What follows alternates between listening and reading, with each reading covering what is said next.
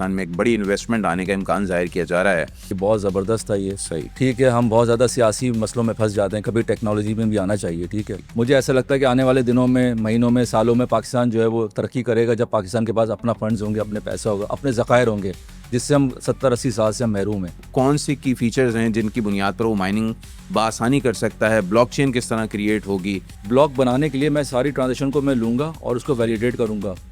आप भी वैलिडेट कर रहे होंगे, मैं भी वैलिडेट कर रहा हूँ। 10 मिनट का ब्लॉक टाइम मिलता है। जैसे ही आप ब्लॉक के अंदर वो ट्रांजेक्शन को रखेंगे, 3000-4000 ट्रांजेक्शन को, और आप उसको उस वाले पजल को आप सॉल्व कर देंगे कि ये ट्रांजेक्शन कहाँ से आ रही है, पैसा कहाँ से आ रहा है, किस तरह से इसको रिकॉर्ड करना है, ट्रांजेक्शन्स को, उसको वैलिडेट करना है, उस ब्लॉक में रखना ट्रांजेक्शन का अमल, और उस ब्लॉक के बाद उसके रिवॉर्ड का जीत जाना माइनिंग कहलाता है। कुछ 24 घंटे माइनिंग करना होती है, कुछ 24 घंटे कंप्यूटेशनल पावर चाहिए होती है, 24 घंटे बिजली चाहिए होती है, ताकि जो जो ट्रांजेक्शन आ रही है आपने उनको वैलिडेट करना है और ब्लॉक में रखना है और माइनिंग करनी है। ठीक। ब्लॉक में रखने का अमल, वैलिडेट करने का अमल और रिवॉर्ड जीतने का अमल कहलाता है माइनिंग। एक बिटकॉइन अगर क्रिएट करते हैं माइनिंग करके, तो कितनी हमें बिजली कंज्यूम होगी, वो हमें कितने का पड़ेगा? अगर आपको बिजली 8 सेंट से ऊपर की पड़ती है तो फिर ये बिटकॉइन की जो माइनिंग है ये आपको किसी तरह Feasible नहीं है।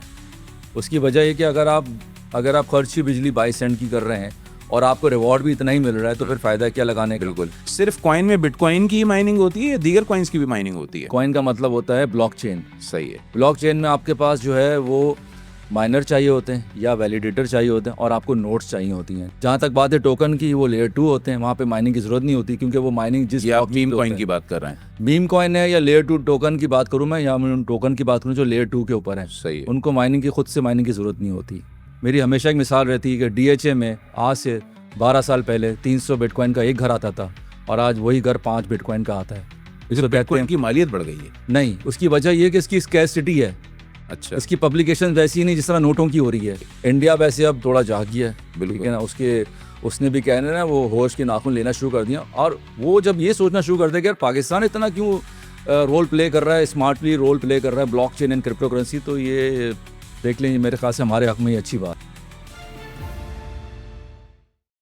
अस्सलाम वालेकुम। एंगल 360 के पॉडकास्ट में आपको कहेंगे खुश आमदीद। मैं हूं अली आबिद। नाज़रीन, कोयले की माइनिंग और सोने की माइनिंग के बाद अब ज़माना आ चुका है बिटकॉइन माइनिंग का, और हुकूमत पाकिस्तान ने इस मौजूदा सूरत हाल का इदराक करते हुए क्रिप्टो काउंसिल कायम की है, और अब इतलात ये हैं कि बहुत जल्द पाकिस्तान में माइनिंग का आगाज़ होने जा रहा है। डिजिटल करेंसी जो है वो अब प्रॉपर जो है वो रेगुलेट होने जा रही है।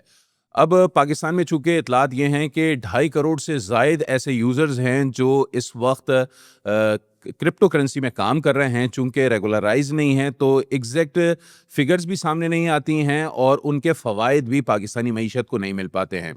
तो अब किस तरीके से आने वाले वक्त में क्रिप्टो की माइनिंग पाकिस्तान में होगी, ये माइनिंग होती क्या है, किस तरीके से होती है, ब्लॉकचेन किस तरीके से क्रिएट होता है, साथ साथ इसके क्या जो है वो रिपरकशंस हैं, इस पे भी बात करेंगे, इनके फ़वाइद पर भी बात करेंगे। आज हमारे साथ स्टूडियो से मौजूद हैं क्रिप्टो एक्सपर्ट मोहम्मद हारून साहब।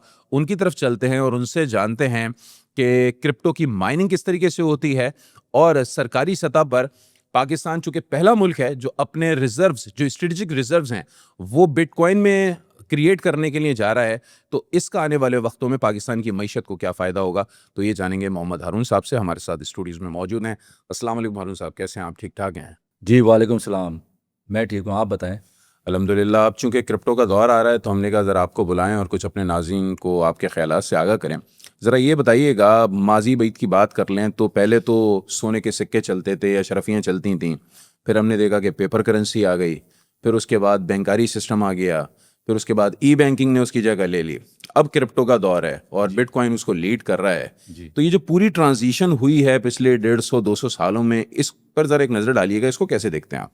अच्छा अली, देखें, पहले तो बात ये कि अगर हम सोने की बात करें तो उससे पहले भी एक और ज़रिया था। वो था हमारे पास जैसे कोई पेरिशेबल आइटम, जिस तरह ये केला, सब्जियां, इस तरह के आइटम होते थे। लेकिन उनमें सबसे बड़ा चैलेंज ये था कि इनकी जो एक लाइफ थी वो बहुत कम थी। ठीक। यानी कि अगर आप मुझसे कोई चीज़ ट्रेड कर रहे हैं तो मैं उसके बदले आपको कुछ ऐसी चीज़ दे रहा हूँ जिसकी जो लाइफ है वो बहुत कम होती है। तो वो आहिस्ता आहिस्ता दौर ख़त्म हो गया। दौर ख़त्म होने के बाद जब सोना दरियाफ्त होना शुरू हुआ दुनिया में अशरफियों के तौर पर, बिल्कुल। तो वहाँ से इसका सिलसिला शुरू हुआ कि अशरफियाँ जिन जिन के पास आती थी वो उसी पे कब्ज़ा कर लेते थे और उसको अपने एक ज़रिया माश का हिस्सा बना लेते थे। उसके बाद वक्त के साथ साथ ये देखा गया कि उसमें कमी आती चली गई, जितना ढूंढना था वो निकाल दिया, जितना आना था। लेकिन जब इसको हम इसको डिसेंट्रलाइज लेके जाना शुरू हुआ, यानी कि और दूसरी कंट्रीज़ ने जहाँ पे नहीं था उनको चैलेंजेस आने शुरू किए। सही। तो उन्होंने ये किया कि अब जाहिर सी बात है, अगर उनके पास ये चीज़ नहीं मिल रही, अगर कोई ऐसी कमोडिटी है वो उनको नहीं मिल रही, तो उसके बदले क्या किया गया, तो उसके बाद फिर ये नोट्स करेंसी का आगाज़ हुआ। और ये इस वादे के साथ हुआ था कि इसके पीछे कुछ ना कुछ असासा रखा जाएगा। ठीक है। या तो वो सोने के तौर पर होगा, या वो किसी ऑयल के तौर पर होगा, या कोई ऐसी मादनियात होगी जो बराबर उसके दर्जा रखती होगी। ठीक। लेकिन उसके बाद फिर हुआ है कि 1940 के बाद 47 के बाद ये फ़र्क आना शुरू हुआ और आहिस्ता आहिस्ता डॉलराइजेशन का एक ज़माना चलना शुरू हुआ और आज तक हम उसी की जद में हैं। तो उसका सबसे बड़ा नुकसान ये हुआ कि ये जितनी भी पेपर करेंसीज़ हैं ये पब्लिश तो हो रहे हैं, मार्केट में तो आ रहे हैं, लेकिन इसके पीछे बैक बाय अब वो नहीं है जो पहले था। अच्छा। उसके साथ साथ फिर आपने बात की ई बैंकिंग की, बिल्कुल सही है। वो ई बैंकिंग बेसिकली उसकी डिजिटलाइजेशन की फॉर्म है, उसके पीछे भी कुछ नहीं है सिवाय ये कि आप पब्लिकेशन से बच जाते हैं। सही। उसके बाद करते करते ये बात है 2000 की, मैं थोड़ा सा पहले चलूँगा, बिटकॉइन से पहले की बात। सही। 2000 में डीजी श्वैम करके एक साहब था, डीजी कैश करके एक करेंसी थी, और डेविड श्वैम थे जिनके मौजूद थे इसके। उन्होंने एक ऐसी करेंसी दरियाफ्त की थी जो ईमेल के ज़रिए आप कॉरेस्पॉन्डेंस करके अपने पास पैसे को मंगवा सकते थे, भेज सकते थे। लेकिन उसमें सबसे बड़ा जो प्रॉब्लम आया था वो ईमेल पे ही आया था, डबल स्पेंडिंग का। अच्छा। वो हो गया क्रैश, यानी कि वो मुश्किल से 8 साल चला है और वो इतना बुरे तरीके से क्रैश हुआ कि वो जो करेंसी थी ई कैश के नाम से या डीजी कैश के नाम से, उसको बंद करना पड़ गया। क्योंकि इस तरह था कि अगर आपने मुझे ईमेल की, मैंने कहा कि अली भाई ये नहीं मिली, आप मुझे दोबारा भेज देंगे। कोई मीडिया मैंने आपको भेजा, मैंने कहा ये नहीं मुझे मौसूल हुआ। सही। लेकिन जब बात आई डॉलर की, मैंने कहा मुझे नहीं मिला और आपने भेज दिया, इट मीन्स कि वो डबल स्पेंडिंग प्रॉब्लम दोबारा वहीं खड़ी हो गई। बिल्कुल। 2008 में हो गया क्लैप्स, मार्केट हो गई क्लैप्स, सही। जिसमें रियल एस्टेट, बैंकिंग सिस्टम, आपको पता है यूरोपियन कंट्रीज, ये सब क्लैप्स कर अमेरिका के 2 बड़े मालियाती इदारे भी बिल्कुल डूब चुके थे। बिल्कुल, जैसे Backup लेमन तो- ब्रदर्स की बात करें, Exactly. वो कोलैप्स कर गया। उस दौरान सतोशी नाकामोटो नामी एक साहब थे, एनोनिमस, जो आज भी एनोनिमस है। उन्होंने एक ऐसा फार्मूला निकाला, वो कहने लगे कि जहाँ तक बात है पैसों की, अब इस पैसों की आपस में ट्रांजेक्शन में डिजिटल हो या फिजिकल हो, इस दरमियान हमेशा से एक बीच में थर्ड पार्टी रहती है सही। जो काम करती है बैंक का, सेंट्रल बैंक का। इसको हटाया जाए। इस सिलसिले में उन्होंने करेंसी निकाली जिसका नाम रखा बिटकॉइन, एक ऐसा प्रोटोकॉल, एक ऐसी कोडिंग दरियाफ्त की जिसका नाम रखा बिटकॉइन। सही। और इसके पीछे जो टेक्नोलॉजी थी वो थी ब्लॉकचेन टेक्नोलॉजी। सही। 2009 में इसका बाकायदा आगाज़ हुआ, वाइट पेपर निकाला, आप पढ़ें उसको जाके, 8 पेजेस का वाइट पेपर है, जब चाहें इसको आप गूगल करके डाउनलोड करके पढ़ सकते हैं। उस 8 पेजेस में ये लिखा हुआ था कि जो पिछले अरसे जो गुजरा है, इतने अरसे में 200 साल 400 साल, उन ट्रांजेक्शन में जो सबसे बड़ा चैलेंज था वो सेंट्रलाइजेशन का था। सही। सेंट्रलाइज अथॉरिटी इस बात की पाबंद थी कि 2 आदमी के दरमियान, 2 पार्टी के दरमियान ट्रांजेक्शन में अपना एक अमल दखल रखती थी। ठीक। उन्होंने इसको हटाया बीच से कि अब कोई सेंट्रलाइज पार्टी नहीं होगी, सब डिसेंट्रलाइज होगा। ठीक। और जो दूसरा प्रॉब्लम था ये वही था जो डीजी कैश को आया था, which is called double spending. यानी कि अगर मैं आपको बिटकॉइन या ऐसी क्रिप्टो करेंसी एक दफ़ा भेजूं तो वो दोबारा मुझे रिवर्स नहीं हो सकती है, अनटिल अनलेस कि आप मुझे दोबारा भेज दें। अदरवाइज इस तरह से वो आगे फॉरवर्ड होती चली जाएंगी। तो ये 2 बड़े बड़े अहम चैलेंजेस थे जो सतोशी नाकामोटो ने इनको रिजॉल्व किया और 2009 में बाकायदा बिटकॉइन का आगाज़ हुआ। अच्छा हारून भाई, ज़रा हमारे नाजरीन को बताएं, या वो शख्स जो ये प्रोग्राम सुन रहा हो उसको माइनिंग करनी हो, तो अब वो किस तरीके से माइनिंग हो सकती है? वो कौन सी की फीचर्स हैं जिनकी बुनियाद पर वो माइनिंग बआसानी कर सकता है? ब्लॉकचेन किस तरह क्रिएट होगी? इनके पीछे क्या एक साइंस है, ज़रा उसको इजीली वे में बताइएगा। अच्छा, इससे पहले मैं थोड़ा सा मैं चाहूँगा कि इससे पहले एक हम और चीज़ डिस्कस कर लें कि बाकायदा इसमें फ़र्क क्या है सेंट्रलाइजेशन और डिसेंट्रलाइजेशन। अच्छा।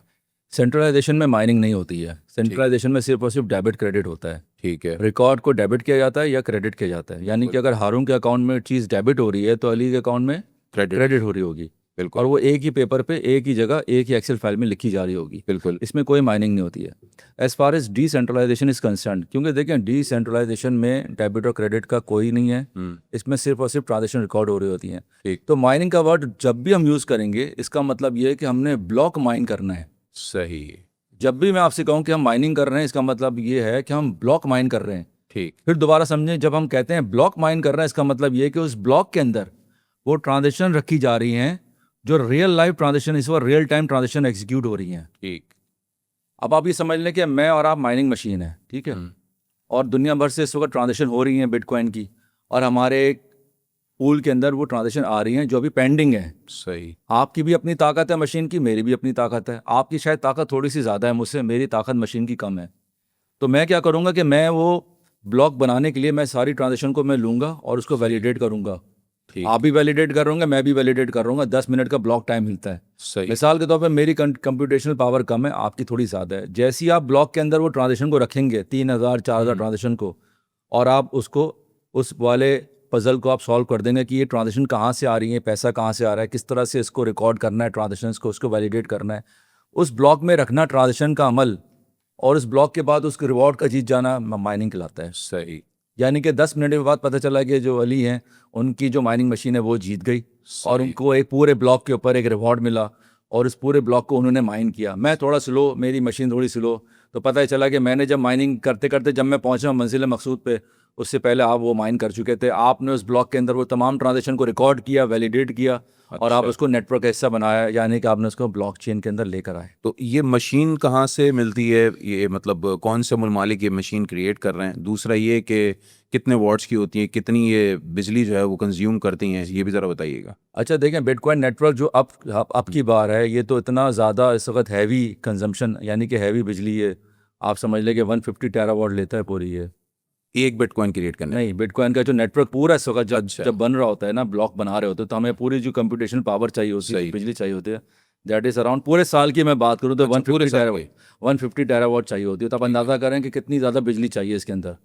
और ठीक जो है। इस वक्त हमारा रेट है वो I think 22 cent per unit हमें बैठता है पाकिस्तान में। बिल्कुल। तो अगर हम वापडा या के इलेक्ट्रिक की बिजली से अगर ये बनाते हैं तो हमें एक बिटकॉइन कितने तक का बैठेगा?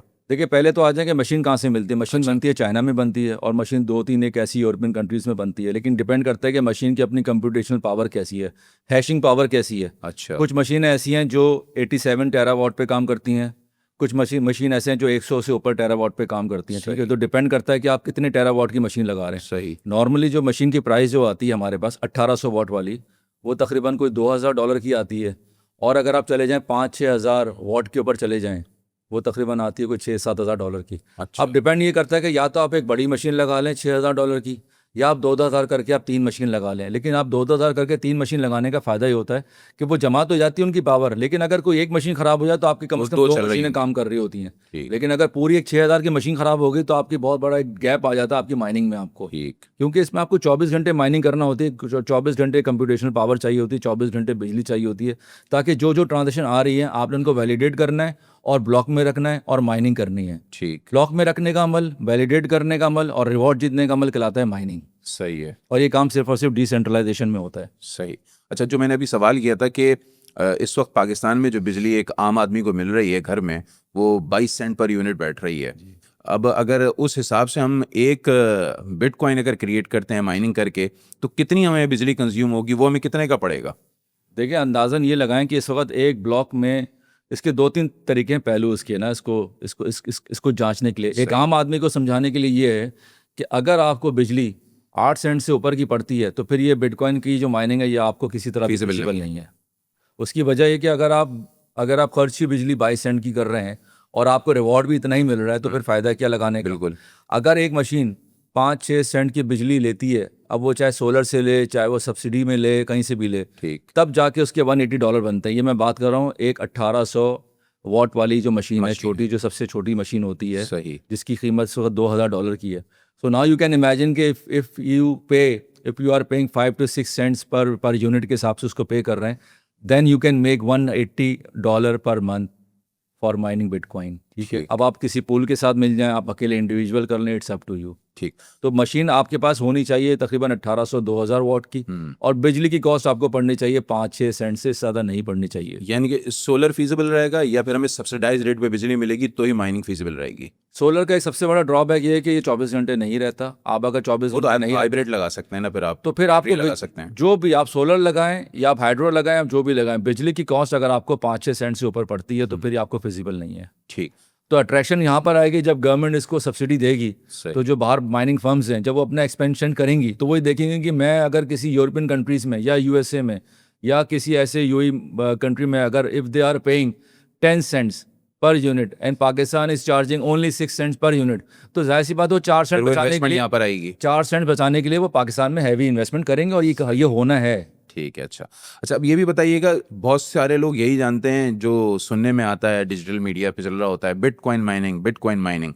सिर्फ कॉइन में बिटकॉइन की ही माइनिंग होती है या दीगर कॉइन्स की भी माइनिंग होती है? अच्छा, यहाँ पे दो पहलू हैं। एक तो होता है कॉइन। जब मैं वर्ड बोलूँ कॉइन, जब आप बोलें कॉइन, कॉइन का मतलब होता है ब्लॉकचेन। सही है। ब्लॉकचेन में आपके पास जो है वो माइनर चाहिए होते हैं या वैलिडेटर चाहिए होते हैं, और आपको नोट्स चाहिए होती हैं, जैसे इथीरियम, जैसे बिटकॉइन, जैसे एक्सआरपी, जैसे सोलाना, जैसे सुई, जैसे ट्रॉन। ठीक। ठीक है, इस तरह के लातादाद आपको ऐसे कई कॉइन मिलेंगे जिनकी अपनी ब्लॉकचेन है। ठीक। तो जब बात करेंगे ब्लॉकचेन की, तो सिर्फ हमें वहाँ माइनिंग की ज़रूरत पड़ेगी, वहाँ हमें पूरा इंफ्रास्ट्रक्चर चाहिए होगा, और इसको हम कहते हैं लेयर 1। माँ सिवाय पोल्का डॉट के जो लेयर 0 पे काम करता है, बाकी सब लेयर 1 कहलाती हैं। सही है। जहाँ तक बात है टोकन की, वो लेयर 2 होते हैं, वहाँ पे माइनिंग की ज़रूरत नहीं होती, क्योंकि वो माइनिंग जिस ये आप block मीम पे कॉइन होता की है। बात कर रहे हैं। मीम कॉइन है या लेयर 2 टोकन की बात करूँ मैं, या मैं उन टोकन की बात करूँ जो लेयर 2 के ऊपर है, सही है। उनको माइनिंग की खुद से माइनिंग की ज़रूरत नहीं होती। ठीक है, तो वो फिर किस तरीके से रजिस्टर्ड होते हैं? वो किसी भी ब्लॉकचेन के ऊपर, स्मार्ट कॉन्ट्रैक्ट के ऊपर अपना टोकन जनरेट करते हैं, और उसको एज अ, मतलब आप ये समझ लें कि वो पिगी बैक करता है उसके ऊपर, यानी कि उस ब्लॉकचेन का सहारा लेता है वो। ठीक। उसके लिए कोई खर्चा करने की ज़रूरत नहीं होती।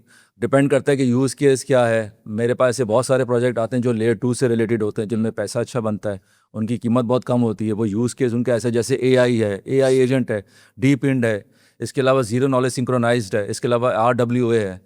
अब जो मेटावर्स है, NFT, ये सब पुराने हो चुके हैं, प्राइवेसी कॉइन सब पुराने हो चुके हैं। अब तो नई कैटेगरी की बात की जाए तो मेरे ख्याल से सच्चा ऑप्शन नहीं है। इन मीम कॉइन्स की अगर हम बात कर लें, जो टोकन कॉइन है, इनकी शेल्फ लाइफ क्या होती है? क्योंकि बाज़ाहिर तो देखने में आया है कि 1.5 साल बाद ये बिल्कुल मंजर आम से गायब हो जाते हैं, फिर नए मीम कॉइन्स आ जाते हैं। तो ये इतनी शेल्फ लाइफ होती है, बल 60-1.25 साल? देखिए, कोई पहली fraud बात होता है है, कि क्या मीम होता है? कॉइन के मीम कॉइन का कोई फंडामेंटल नहीं होता। मीम कॉइन बेसिकली ऐसा है जैसे ये मेरे सामने डेकोरेशन पीस रखा हुआ है, इसकी मालियत इस वक्त कोई 6 लाख रुपए की है। अब आप बोलेंगे 6 लाख, बस मुझे एक मेरे कमरे में एक समझ लें कि 4 चांद लग गए, ठीक है, अदरवाइज की कोई वैल्यू नहीं है। लेकिन वैल्यू इसकी अपनी जगह पर है कि ये एक तरह से सजावट में काम आ गया। ये आइटम हो गया, ये आइटम हो गया, तो ये डेकोरेशन का काम करती है। अभी तो ज़माना मीम कॉइन से होकर अब लेगेसी कॉइन की तरफ भी जा रहा है। अच्छा, चलें। अच्छा, अब ज़रा ये बताइएगा, पाकिस्तान की हुकूमत ने अब जो है वो रेगुलराइज जो है वो क्रिप्टो करेंसी को करने का फ़ैसला किया है, और पाकिस्तान दुनिया का पहला मुल्क बनने जा रहा है जो अपने डिजिटल एसेट्स जो है वो बिटकॉइन में रखेगा। ये इतनी बड़ी पॉलिसी शिफ्टिंग को एक तो आप कैसे देख रहे हैं? दूसरा ये कि इसका फ़ायदा क्या होगा आने वाले वक्तों में पाकिस्तान को? आप क्या समझते हैं, क्या मतलब पाकिस्तान इससे फ़वाइद हासिल कर सकता है? अपनी स्ट्रेटेजिक जो डिजिटल एसेट्स हैं वो जब बिटकॉइन में ट्रांसफ़र करेगा तो पाकिस्तान को फिर क्या मिल सकता है, क्या फ़ायदा हो सकता है, आम आदमी को क्या फ़ायदा हो सकता है? अच्छा, पहली बात तो ये जो पाकिस्तान क्रिप्टो काउंसिल का जो क़याम अमल में आया, मार्च में आया, इसके जो CEO वो बिलाल बिन साकिब हैं, बिल्कुल। और जो उसके चेयरमैन है वो हमारे औरंगज़ेब साहब हैं, मिनिस्टर हमारे। उनका ये कहना है कि वजह क्या है? वजह ये थी कि पाकिस्तान में, आपको पता है, 2.5 करोड़ से ज़्यादा सार्फिन हैं इस वक्त जो ब्लॉकचेन और क्रिप्टो करेंसी से मुंसलिक हैं। अच्छा। ये आपको नंबर कहीं भी नज़र नहीं आएगा। स्टॉक में सिर्फ 4 लाख लोग हैं। इतने अरसे मेहनत करने के बाद, इतना अरसा काम किया, और अब तक सिर्फ 4 वो लोग हैं जो मुख्तलिफ एक्सचेंजेस पे काम कर रहे हैं, स्टॉक में काम कर रहे हैं। मैं 4 लाख उनकी बात कर रहा हूँ, जैसे कराची स्टॉक एक्सचेंज है, पाकिस्तान स्टॉक एक्सचेंज है, ये वो लोग हैं। लेकिन जब हम बात करें 2.5 करोड़ की, ये सारे लोग जो है क्रिप्टो करेंसी से मुंसलिक हैं। सही। तो पाकिस्तान क्रिप्टो काउंसिल का क़याम इसलिए आया ताकि एक तो ये कि जितने भी ये 2.5 करोड़ के सार्फिन हैं, इनके ऊपर टैक्सेशन लगाई जाए, ताकि जब वो कैपिटल गेन टैक्स, जब वो कैपिटल गेन करें, कहीं भी अपना प्रॉफिट दें, उसको हासिल करें, तो उसके ऊपर हमेशा एक टैक्स आना चाहिए, ठीक है। दूसरा मकसद ये था कि पाकिस्तान में ये देखा जा रहा था कि ब्लॉकचेन की डेवलपमेंट, ब्लॉकचेन से रिलेटेड कंपनीज का फुकदान था। टैलेंट तो है हमारे यहाँ, लेकिन डायरेक्शन नहीं है। सही है। तो इसलिए पाकिस्तान ने ये बड़ा अहम फैसला किया। और तीसरा, पाकिस्तान ने ये फैसला किया कि जो 2000 मेगावाट एक बिजली मुख्तस करने जा रही है, रेट का भी फैसला नहीं हुआ, टैरिफ का भी फैसला नहीं हुआ, काफ़ी चीज़ें ज़ेर बहस हैं। लेकिन ये देखना कि इस 2000 मेगावाट में से वो AI सेंटर को कितना देंगे, डेटा सेंटर को कितना देंगे, और ब्लॉकचेन माइनिंग के लिए कितना देंगे, उस हवाले से पाकिस्तान का ये अच्छा आइन था। इसके अलावा पाकिस्तान में ये बात काफ़ी अरसे ज़ेर बहस थी कि अगर कुछ केसेस में जहाँ बिटकॉइन की आप समझ लें कि बिटकॉइन को जहाँ हासिल किया गया है, किसी भी ऐसे केस में, किसी भी ऐसे मसले में जहाँ पर उनकी जो गिरफ्त थी वो आ गई और उन्होंने बिटकॉइन अपने पास रखा, तो उस बिटकॉइन को कहाँ रखा जाए? जाहिर सी बात है, उसके लिए आपके पास कोई फंड्स, आपके पास कोई स्ट्रेटेजिक बिजनेस रिजर्व होना चाहिए, कोई ऐसा वॉलेट होना चाहिए जिसमें पाकिस्तान इन तमाम इदारों से लेके वहाँ पे रखे, ताकि अपनी वो सरबराही में वो लेकर आए इनको, या अपनी निगहदाश्त में आप कह लें कि अपनी उसमें लेकर आए।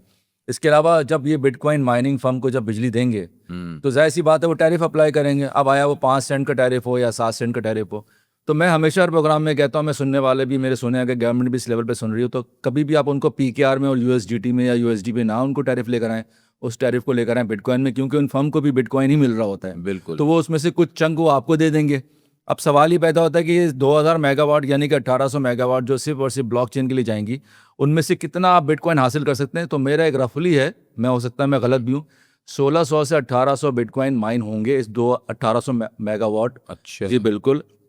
और इस 1800 में से पाकिस्तानी गवर्नमेंट अगर 500 भी लेके जाती है पर एनम एक साल में, तो 10 साल में पाकिस्तान के पास 5000 हो गए बिटकॉइन, सही है। बगैर किसी खरीदे हुए।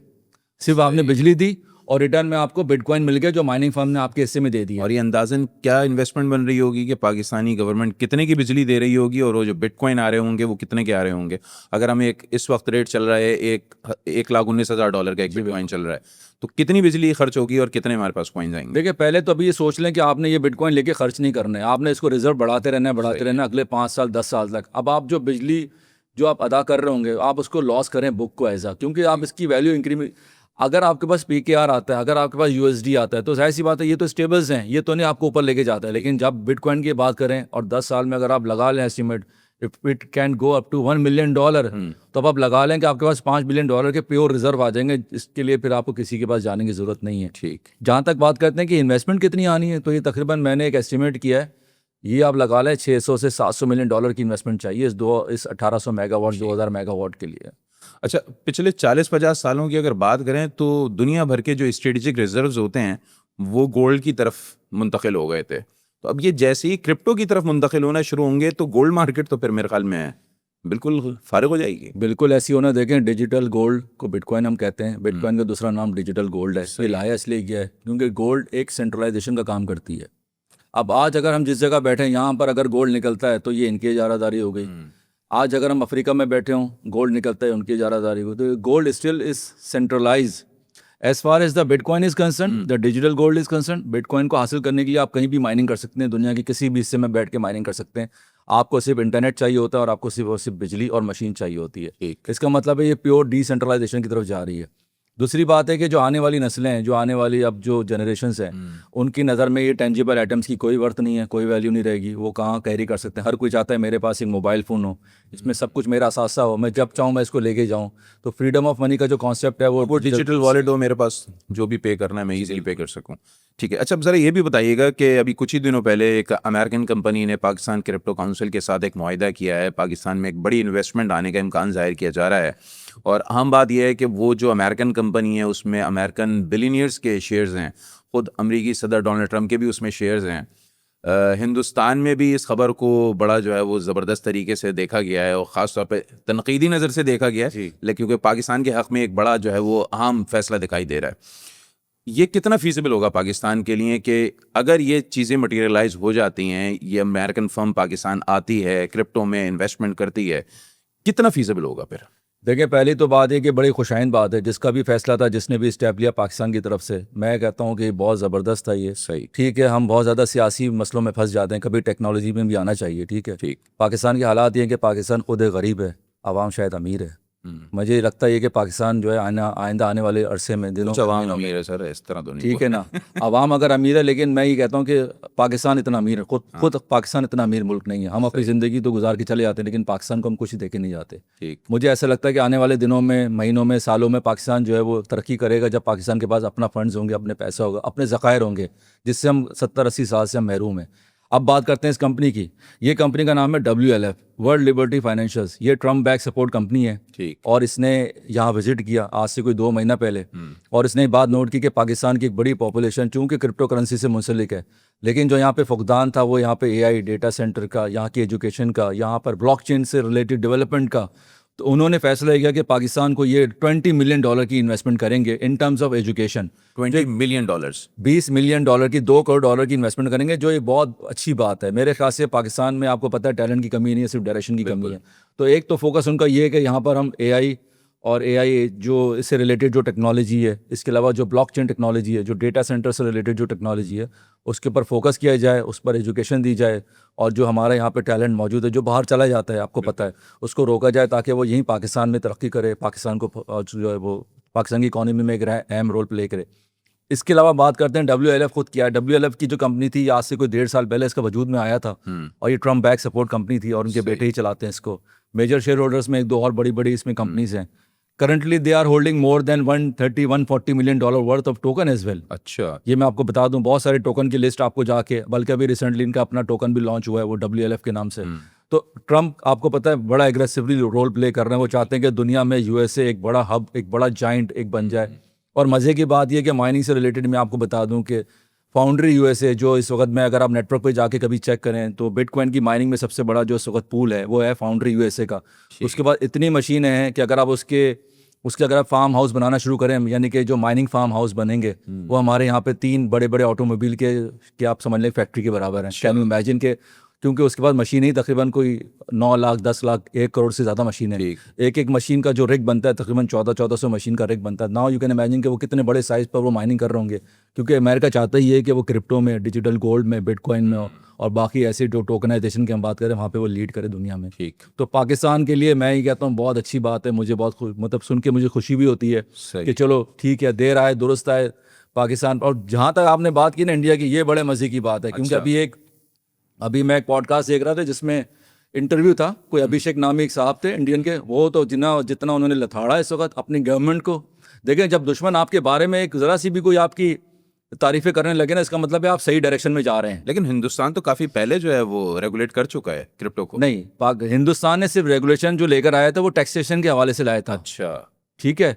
उन्होंने 30% टैक्स अप्लाई करके बहुत बड़ी गलती की है, बहुत बड़ा उन्होंने जो एक ब्लंडर किया। क्योंकि जब आप 30% अप्लाई करते हैं तो आम आवाम देने के बजाय वहाँ से वो चाहती है कि अपना ऑपरेशन ब्लॉकचेन कंपनीज हो या खुद अपना सेटअप जो है वो शिफ्ट करके, तो ऑर्गेनिक ग्रोथ तो वहाँ पे नहीं आई ट्रेडर की। पाकिस्तान में अभी तक ट्रेडर की ऑर्गेनिक ग्रोथ को ना रोका जाए, गलती से उनकी गलती से सीखा जाए कि आप भी 30% अप्लाई ना करें। उन्होंने अपना कोई स्ट्रेटेजिक बिटकॉइन रिजर्व नहीं बनाया, उन्होंने कोई ब्लॉकचेन कंपनीज को फरोग नहीं दिया, बल्कि उन्होंने ज़्यादा टैक्सेशन लगा के अपने 3 साल बर्बाद कर दी है। तो पाकिस्तान के पास तो इसका मतलब इस वक्त बहुत बड़ी अपॉर्चुनिटी है अगर हम अच्छा टैरिफ दे देते हैं इसके लिए, माइनिंग के लिए। दूसरा ये कि अगर हम टैक्सेशन बहुत कम लेवल पे जाके करते हैं तो इंडिया का बिजनेस भी यहाँ पे आ सकता है। बिल्कुल ऐसी होना। देखें, जब बात है इसमें तो होते हैं सॉफ्टवेयर एक्सपोर्ट, ठीक है। जब आप सॉफ्टवेयर एक्सपोर्ट करेंगे तो आपको उसके बदले या तो USDT मिलेगा या आपको USD1 मिलेगा, ठीक है। सही। तो ये बात जो है ना बड़ी इंपॉर्टेंट है, और ये आपने बिल्कुल अच्छा पॉइंट रेज किया कि फिर आपके पास जो सारा काम है वो इंडिया से शिफ्ट होकर पाकिस्तान आ जाएगा। इंडिया वैसे अब थोड़ा जागी है, ठीक है ना। उसने भी कहना ना वो होश के नाखून लेना शुरू कर दिया, और वो जब ये सोचना शुरू कर देगा यार पाकिस्तान इतना क्यों रोल प्ले कर रहा है, स्मार्टली रोल प्ले कर रहा है ब्लॉकचेन एंड क्रिप्टो करेंसी, तो ये देख लें, मेरे ख्याल से हमारे हक में ये अच्छी बात है। ठीक है। अच्छा, अब ज़रा ये बताइएगा, डिजिटल असासे चाहे कोई रियासत बनाए या कोई फ़र्द बनाए, ठीक है, पाकिस्तान के डिजिटल असासे हों या किसी आम आदमी के डिजिटल असासे हों, ये एसेट्स महफूज कैसे रह सकते हैं? इसके पीछे क्या लॉजिक है? और ये महफूज ही होते हैं या कहीं थोड़ा बहुत आगे पीछे मामला हो जाता है? अच्छा, डिजिटल एसेट्स की बात करें, डिजिटल करेंसी की बात करें तो ये 2 पहलू हैं। डिजिटल करेंसी अगर सेंट्रलाइजेशन होगी तो वो डिजिटल करेंसी होगी। सही है। जैसे मेरे किसी बैंकिंग अकाउंट में या बैंकिंग मेरी एप्लीकेशन में पैसे पड़े हुए हैं तो वो हम कहेंगे डिजिटल करेंसी। ठीक है। ठीक है, PKR की फॉर्म में, यानी कि मैंने आपको आपके अपने बैंकिंग ऐप से आपके अकाउंट में पैसे मुंतकिल कर दिए। कैश तो मैंने नहीं दिया आपको, मैंने तो आपको सिर्फ डिजिट भेजे, तो वो कहलाएगी digital currency for centralization. As far as the decentralization is concern, वो डिजिटल करेंसी क्रिप्टो करेंसी कहलाती है। सही है। और उसका जो रिकॉर्ड होता है बेसिकली वो ब्लॉकचेन के अंदर होता है, हर ट्रांजेक्शन में रिकॉर्ड होता है। ये रिकॉर्ड इतना फैला हुआ होता है, ये डेबिट क्रेडिट नहीं होता। मैंने आपसे कहा ना कि आज चले मैं आपको एक मिसाल देता हूँ, बड़े समझने की, मेरे सुनने वाले समझें। बार बार मैं हमेशा प्रोग्राम में कहता हूँ कि समझना बड़ा ज़रूरी है बेसिक को। आज फर्स्ट कर लें हम बिटकॉइन की बात करते हैं, बिटकॉइन नेटवर्क। बिटकॉइन में अब तक पिछले 2009 से शुरू किया, आज है 2025। ठीक। इस बात को कितना अर्सा हो गया? 16 साल। बिल्कुल। हर 10 मिनट के बाद ब्लॉक बनता है। इस वक्त बिटकॉइन के नेटवर्क में 9,05,000 बिटकॉइन बन चुके हैं, ब्लॉक बन चुके हैं, सॉरी 9,05,000 ब्लॉक बन चुके हैं, और 20 मिलियन के करीब जो बिटकॉइन है वो सर्कुलेटिंग में। और कैपिंग कितनी है? 21 मिलियन टोटल। 21 मिलियन की जी, 1 मिलियन सिर्फ रह गया है। 2140 तक ही आहिस्ता आहिस्ता रिवॉर्ड कम होते होते बिल्कुल कम हो जाएगा। ठीक है। आज है 9,05,000 का ब्लॉक बन चुका है। अब 9,05,000 एक नंबर बनने जा रहा है। 10 मिनट अभी बाकी हैं। अच्छा। हारून ने अली को ट्रांजेक्शन की। अब मैंने जैसी आपको ट्रांजेक्शन की अपना 1 बिटकॉइन भेजने के लिए, मिसाल के तौर पर मैंने आज तक 11-12 साल पहले मैंने कोई ट्रांजेक्शन नहीं की, मेरे अपने वॉलेट में रिफ्लेक्शन आ रही है कि हारून इज ओनिंग 1 बिटकॉइन, और वो बिटकॉइन मैंने लिया था 2011 में जब ब्लॉक नंबर चल रहा था 1 लाख। सही। वो जल्दी क्रिएट हो रहे थे? नहीं, वो उस वक्त क्रिएट हो रहे थे 10 मिनट में ही। वो बस एक रिकॉर्ड था, मेरे पास रिकॉर्ड है, मेरा रिकॉर्ड है कि मेरे वॉलेट एड्रेस पे 1 बिटकॉइन पड़े हुए हैं। और आज इस बात को तकरीबन आप समझ लें कि 2011 से 2025 14 साल में मैंने कोई बिटकॉइन की हरकत नहीं की। आज मैं आपको बिटकॉइन देने जा रहा हूँ। तो जो माइनिंग मशीन होगी वो क्या करेगी, मेरे 9,05,000 में जब रिकॉर्ड लिखेगी तो वो ढूंढते ढूंढते जाएगी वो किस ब्लॉक में पड़े हुए 1 बिटकॉइन, ठीक। तो वो 11 साल 14 साल पीछे चली जाएगी। अच्छा, that is the beauty, that is the power of the bitcoin network और द ब्लॉकचेन टेक्नोलॉजी। अब आप अंदाजा लगाएं कि कितनी कंप्यूटेशनल पावर चाहिए होगी, सही है। कितनी एनर्जी चाहिए होगी। जैसे आपके पास एक हार्ड ड्राइव है 20 साल पुरानी पड़ी हुई है, अब आप उसकी खोज लगाने बैठ गए कि मुझे फाइल ढूंढनी, कितना टाइम लेती है, और कल की फाइल को कैशे फाइल से उठा लेती है। सही। तो टाइमिंग के बड़े इश्यूज आते हैं, लेकिन क्या होता है कि फिर भी वो जाते जाते वो ढूंढते ढूंढते जाएगी और देखेगी कि वो किस ब्लॉक में हारूं के वो 1 बिटकॉइन पड़े हुए हैं। उस 1 बिटकॉइन का वो बनाएगी हैश और वो आपके साथ लाके ट्रांजेक्शन को कर देगी अटैच। ठीक। तो पता चला कि मेरा जो बिटकॉइन वहाँ अनस्पेंड पड़ा हुआ था, यहाँ स्पेंड मुझसे हो जाएगा और आपके हिस्से में अनस्पेंड आ जाएगा।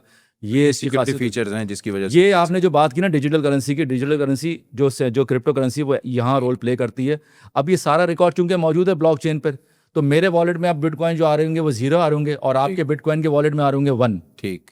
वो 1 की जो ट्रांजेक्शन डिटेल होगी वो पीछे तक जा सकती है। सही है। तो ये इसका रिकॉर्ड कीपिंग का ये तरीकाकार होता है। इसमें वॉलेट में नहीं पैसे पड़े होते, बल्कि हर ट्रांजेक्शन का रिकॉर्ड होता है, हर पब्लिक एड्रेस के ऊपर, हर ठीक। वॉलेट के एड्रेस के ऊपर। अच्छा, फिर ये एक्सचेंज पे किस तरीके से ट्रांसफर होते हैं? ठीक है, क्रिएट कर लिया, बिटकॉइन क्रिएट हो गया, अभी आपने एक्सचेंज की तरफ ले गए। इस वक्त सबसे ज़्यादा मारूफ एक्सचेंज बाइनेंस है जी। अच्छा, हम ये भी देखते हैं कि दुनिया भर में पाकिस्तान, इंडिया, इसके अलावा ये यूएई, इन ममालिक में जो है वो एक बाइनेंस चल रहा है, एक अमेरिका कनाडा में बिल्कुल ही अलग बाइनेंस चल रहा है। ये क्या लॉजिक है? देखिए, पहली बात तो ये कि अमेरिका वाला जो है उनकी अपनी कुछ पॉलिसीज़ हैं, उनकी SEC की पॉलिसीज़ हैं, तो उन्होंने इसको वो करने के लिए बाइनेंस ग्लोबल को कहा कि एक सेपरेट एक ऑपरेशन यहाँ किया जाए बाइनेंस US के नाम से। बाइनेंस US के नाम से सिर्फ उन लोगों के लिए जो US या कनाडा के लोग हैं, क्योंकि वो इतनी ज़्यादा टोकन्स के ऊपर आपको अलाउ नहीं करते ट्रेड करने के लिए। बाइनेंस ग्लोबल में अगर आपको 800 टोकन मिलेंगे तो बाइनेंस US में सिर्फ 200 टोकन मिलेंगे आपको, या 200 कॉइन मिलेंगे। उनकी रिस्ट्रिक्शन है, उनकी कुछ सिक्योरिटी policies फीचर हैं। ज़्यादा हैं उसमें। सिक्योरिटी फीचर के अलावा उनकी अपनी कुछ पॉलिसीज़ हैं SEC की। अच्छा। अब हम बात करें अगर ग्लोबल बाइनेंस की, तो ग्लोबल बाइनेंस में तो बहुत ज़्यादा ऑप्शन है। अब आप बात करें इसके अलावा कि आपने बिटकॉइन कैसे लेकर आए। आप बिटकॉइन जब वॉलेट में लेकर आएंगे तो आप बाइनेंस के एक्सचेंज वॉलेट में लेकर आएंगे। बाइनेंस का एक्सचेंज या बाइनेंस का एक्सचेंज या वॉलेट जो है ना, this is called centralise exchange, this is not decentralise. ठीक। क्योंकि आप वहाँ पे एंट्री ले रहे हैं तो लॉगिन ID पासवर्ड से ले रहे हैं, which is called web 2। Web 2 में ये होता है कि जब आप लॉगिन ID पासवर्ड करते हैं, हम इसको वेब 2 कहते हैं, हम इसको सेंट्रलाइज कहते हैं।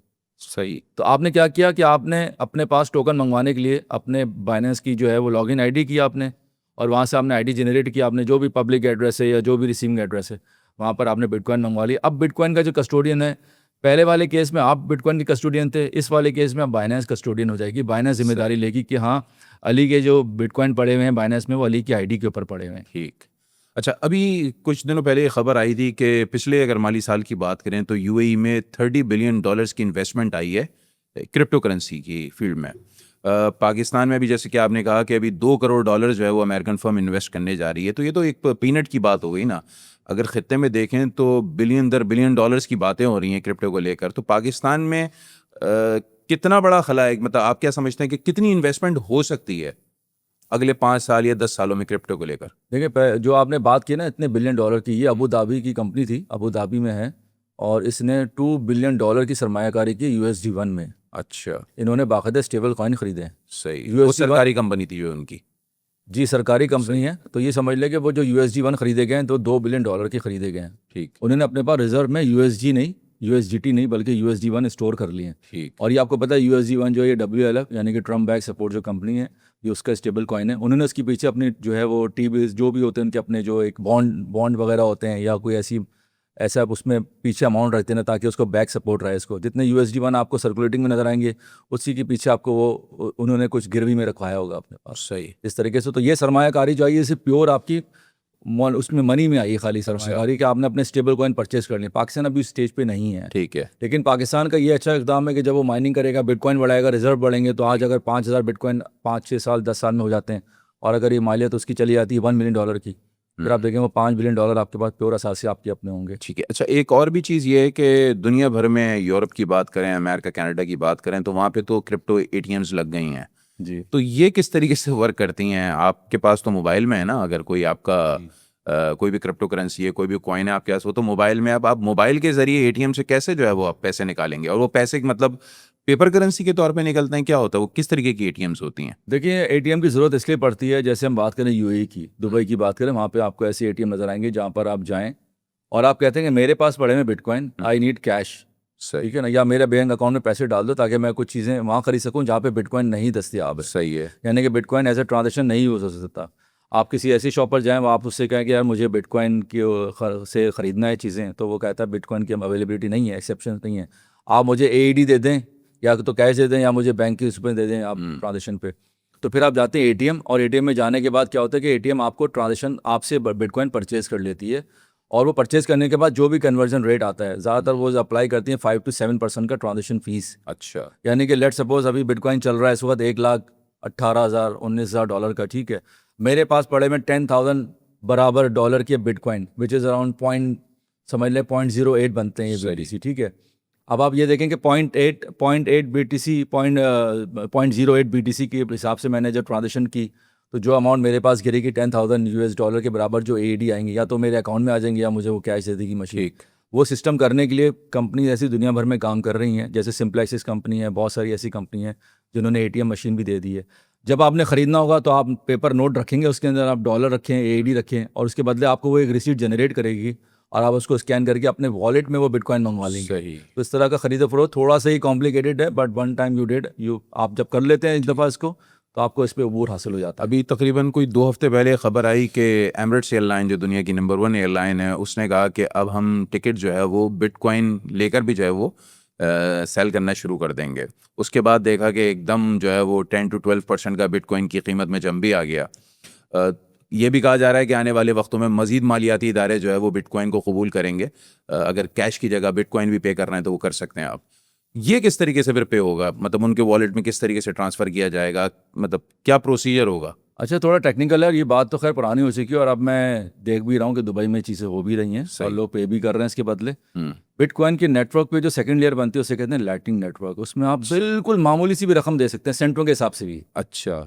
ये वो नॉर्मल वो वाली लेयर नहीं है जो मैं आपको बताता हूँ, जो मेन लेयर है, क्योंकि मेन लेयर बहुत महंगी होती है, वो बहुत चार्ज करती है। तो लाइटनिंग नेटवर्क लाती है Elon network.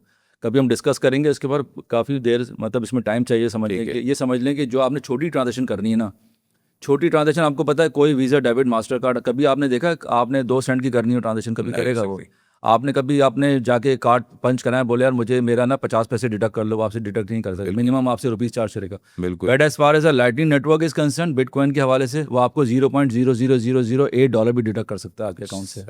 That is the beauty of the lightning network. सही। उन्होंने इस सिलसिले में वहाँ पर ये मॉल्स में, वहाँ पर इस तरह की जो है वो शॉप्स पे, या इस तरह की एयरलाइन में जहाँ पर आपकी डिनोमिनेशन बहुत छोटी हो, जहाँ पर आप कर सकते हैं, सहल हो, आसान हो, फीस ना कटे आपकी, तो वहाँ पर ये एलन को लाइटनिंग नेटवर्क के उस पर लेकर आए इंफ्रास्ट्रक्चर पर, और वहाँ पर उन्होंने एयरलाइन के साथ कर दिया।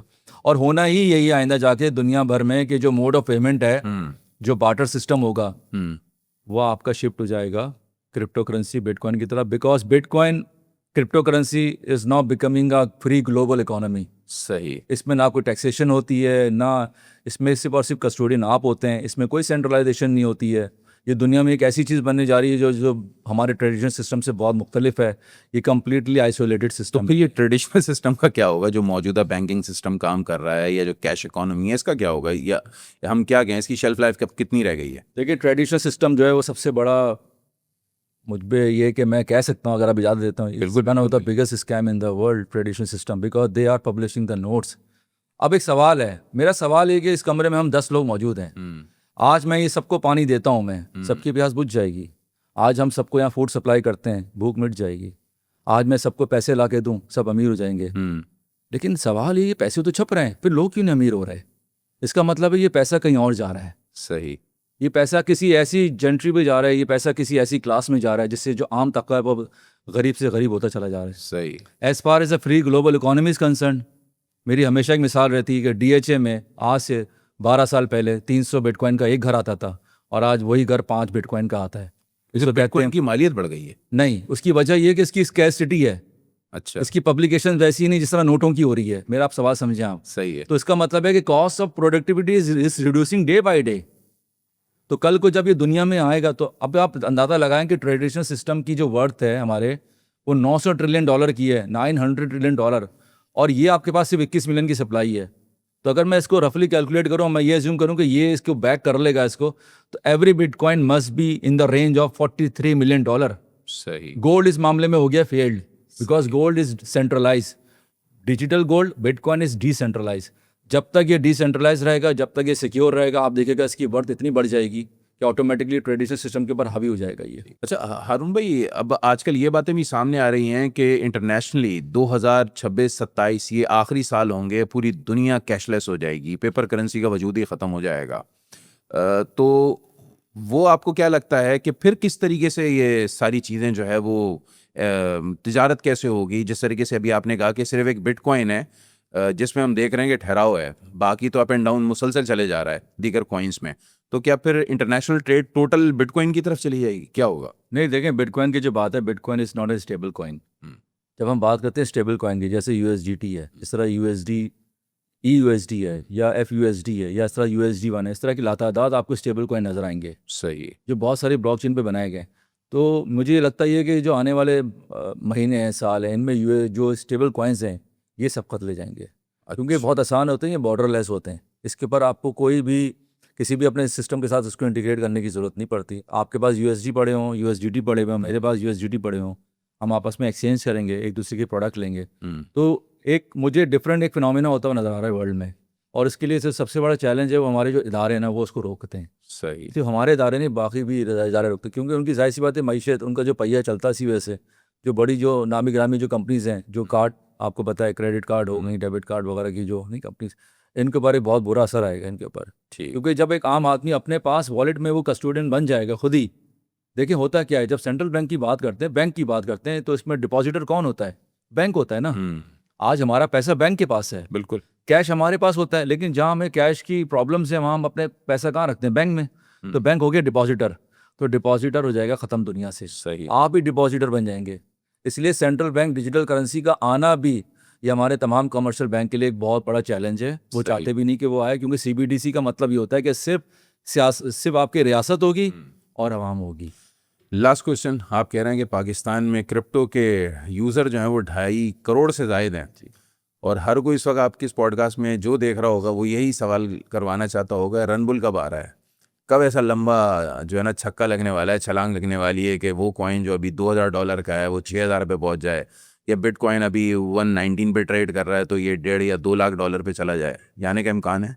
जी बिल्कुल है। देखें, होता यह है कि हर 4 साल बाद एक हाल्विंग होती है BTC की, और उस हाल्विंग के अगले साल जो है ना बुल रन आता है। सही है। और ये इतना ख़तरनाक बुल रन आता है कि लोग समझ नहीं पाते इसको कि यार पैसा हमने बनाना कैसे, एंट्री हमने कैसे लेनी है। 16 में हाल्विंग हुई, 17 में बुल रन आया, हमने खुद देखा। इसके बाद जो है वो 20 में हाल्विंग हुई, 21 में बुल रन आया, बिल्कुल। अभी जो है 24 में हाल्विंग हुई है, BTC का रिवॉर्ड फिर कम हुआ है, और 25 में बुल रन है। जब बुल रन आता है, मेरी नज़र में बुल रन शुरू हो चुका है, क्योंकि हमारे पास कुछ ऐसे टूल हैं जो आइडेंटिफाई कर देते हैं कि अब बुल रन का आगाज़ हो चुका है। जो करेंसी इस वक्त 1 सेंट 2 सेंट की मौजूद है, वो आपको 50 सेंट तक भी लेके जाएगी। तो मैं क्या करता हूँ कि मेरी हमेशा फोकस वहाँ रहता है जहाँ पे लो मार्केट कैप हो, जैसे $10 मिलियन, $5 मिलियन, $3 मिलियन, उसको $1 बिलियन जाना ले आना आसान है। लेकिन जो ऑलरेडी मार्केट कैप ज़्यादा है, जिसकी ऑलरेडी प्राइस ज़्यादा है, इंपॉर्टेंस भी है और वैल्यू भी है, वहाँ जाना सही नहीं है, उसमें आपको इतना अच्छा खासा रिटर्न नहीं देगी। तो लेयर 2 की हम बात करें, अगर टोकन की बात करें, ये बड़ा बेस्ट टाइम है इस वक्त कि आप लेयर 2 के ऊपर रिसर्च करें या किसी एडवाइजरी की हेल्प लें। सही। और उनसे पूछें कि कौन सा अच्छा बेस्ट इस वक्त टोकन है जो मुझे सबसे ज़्यादा रिटर्न दे सकता है। ठीक। और मेरे ख्याल से ये आने वाला जो वक्त है, 4, 6, 8 महीने, these are very very important to make money in your life. ठीक है, बहुत शुक्रिया हारून भाई आपका तशरीफ़ लाने का। तो नाज़रीन, ये क्रिप्टो एक्सपर्ट हैं मोहम्मद हारून साहब, हमने तफसील से इनके साथ बात की है।